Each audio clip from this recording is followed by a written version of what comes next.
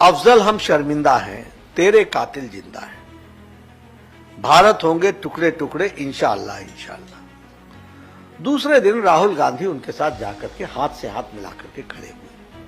मैं हर मंच पर पूछता हूं, मेरे को कोई कांग्रेस पार्टी का जवाब नहीं देता। उसी के ऐसे नारे लगाने वाले को आप कांग्रेस पार्टी का टिकट देते हो। आप बताइए, are you not hand in glove with the anti national forces? इसमें अब आपने नाम ही ले दिया। ये सब लोग, जो लोग देश को कमजोर कर रहे हैं, उनके साथ जुड़ने का काम आप लोगों ने, इसलिए ये अर्बन नक्सल के आजकल ये पार्टी ही, कांग्रेस पार्टी ही अर्बन नक्सल के हाथों में चली गई है। इनका कुछ है ही नहीं, ये तो टुकड़े टुकड़े गैंग हो गए। और ये अफजल कौन था? Mastermind of parliament attack.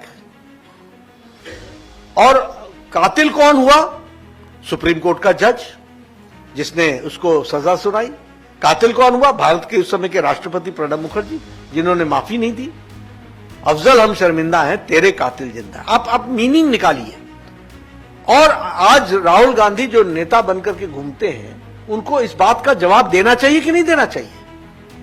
और मेरा चार्ज है कि ये एंटी नेशनल फोर्सेस के साथ उनके एजेंडा को लेकर के परस्यू कर रहे हैं, उसको आगे बढ़ाने का काम कर रहे हैं। और इसीलिए मैं निश्चित रूप से चाहूंगा कि ऐसे लोगों को सबक सिखाने का मौका 20 तारीख को है। ये इस तरीके के लोगों को जवाब देने का मौका 20 तारीख को है, और आप बखूबी जवाब देंगे, ऐसा मेरा विश्वास है।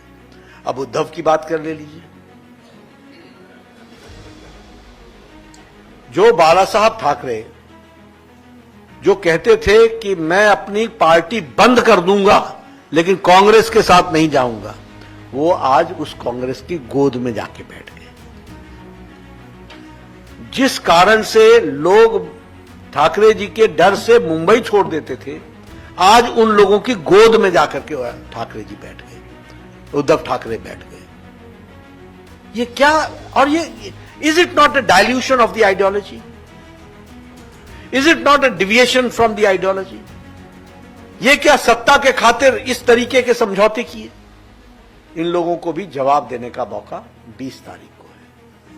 अब मैं वैसे बहुत सी चीजें आपको बता सकता हूं। ये वो लोग हैं जिन्होंने कसाब के साथ उनका साथ दे रहे हैं, जिन्होंने कसाब को बिरयानी खिलाई, याकूब की रिहाई के लिए गुहार लगाई, जाकिर नायक को शांति दूत बनाने वालों के साथ जाकर के बैठ गए, और पीएफआई का समर्थन करने वालों के साथ जाकर के आज चुनाव लड़ रहे हैं। इस तरीके से इनका काम चल रहा है, इसको हमको ध्यान में रखना चाहिए। मैं यहां यह भी कहना चाहता हूं कि जब मैं अर्बन नक्सल की बात करता हूं, तो ये डिविजिव फोर्सेस को पूरी ताकत दे रहे हैं।